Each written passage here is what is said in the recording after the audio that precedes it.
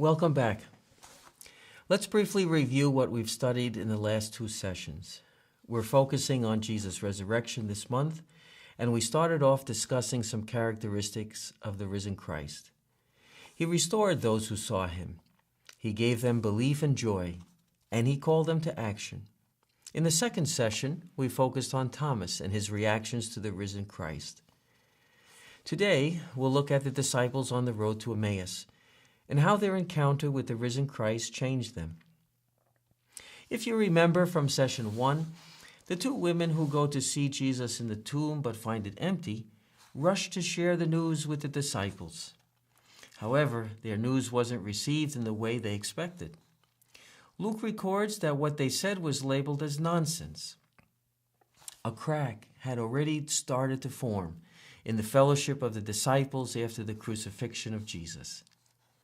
Frustrated and disappointed, two of the disciples left the fellowship of their companions and started out on a 7-mile journey to the village of Emmaus. As they walked along, they probably talked together about what had happened over the past week since coming to Jerusalem on Palm Sunday, and perhaps other experiences they shared while following Jesus. As they were walking along, Jesus himself joined them on the journey and asked them what they were discussing. Unable to recognize Jesus, the disciples revealed their sadness and disappointment and told Jesus about himself and all that they had just experienced in Jerusalem. Can you imagine Jesus listening to this conversation and witnessing the disappointment in his disciples? Jesus said to them, "How foolish you are, and how slow to believe all that the prophets have spoken. Did not the Messiah have to suffer these things and then enter his glory?" What Jesus is telling them here is that he had to fulfill the destiny foretold by the prophets, that the Messiah would be rejected, would have to suffer, and would ultimately die. The death of Jesus on the cross had become a stumbling block for the disciples, even though the cross was the tool used to bring fulfillment to the work of the Messiah.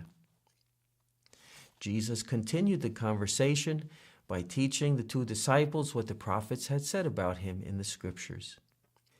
As they reached their destination, Jesus continued on as if he was going further. The disciples urged him to stay with them, and so he did.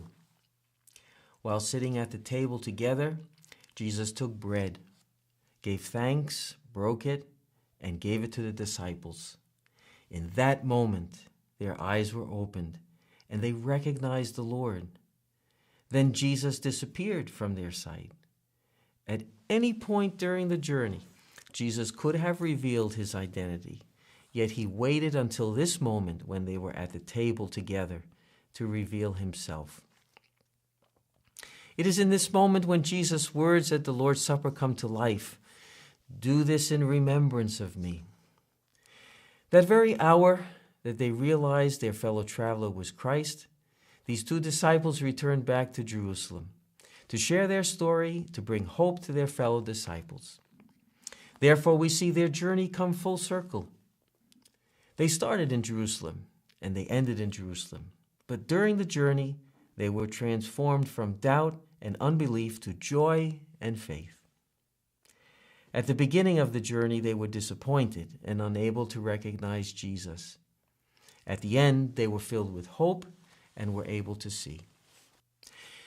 This is what Jesus can do for us today.